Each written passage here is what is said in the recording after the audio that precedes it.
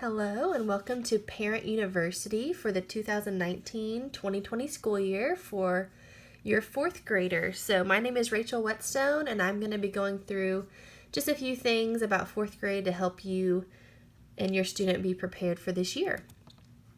So first I want to introduce our fourth grade teachers. We have Kristen Fleming. She's going to be your science and social studies teacher. Rachel Owens will be teaching reading and language arts. And Rachel Whetstone, I'll be teaching math. Our plan time every day is from 10:50 a.m. to 11:35 p.m.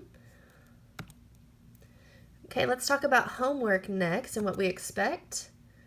So first, any assignment that's not completed during class time should be taken home for homework. So usually when we assign, whether it's a worksheet or something out of the book, we will give your student plenty of class time to get that done. If for some reason they don't get it finished during that time, they need to put it in their homework folder and take it home to be completed to turn in the next day. So your child has a folder that's labeled homework, and if they have anything in it, they need to take that home every night to be completed at home. So you can be looking for that in their backpack, and you can ask them about that every night, like, hey, do you have any homework today? Do you have anything in your homework folder? Just to kind of get them in the habit and remind them about that. Also, your child has been to the library now, so they should have their AR book. And it's a good idea to have them read 15 to 20 minutes every night. And also, they need to be practicing their math facts for that week, at least 5 minutes per night. So this week, we just started working on our twos again.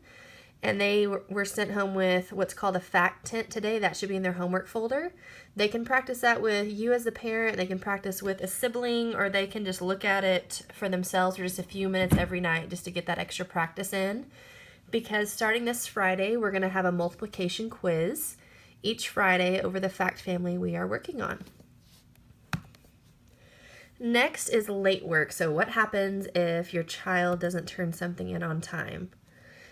So your child must turn in their completed assignment on the day it is due. Any papers turned in after the due date will receive a 10-point deduction. So if your child, if they did really well in a paper and got a 100%, but they turned it in late, we will take 10 points off, so that would make it a 90%. Makeup work. If your child is absent, he or she will have the same number of days for makeup work as the number of days they are absent. So if your child is really sick at home and they're gone for 3 days, they will have 3 days time to make up any assignments that they missed.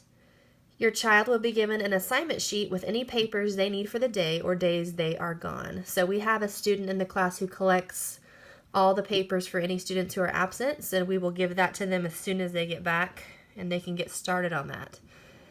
If they have any questions, they should ask their teacher for assistance. Redo papers.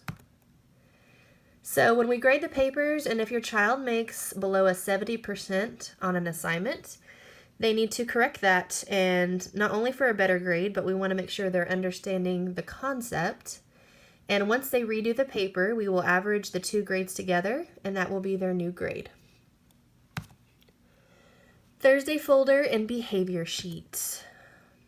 Thursday folders will be sent home every Thursday with school information, announcements about the school, and graded papers from us, so make sure you look over those.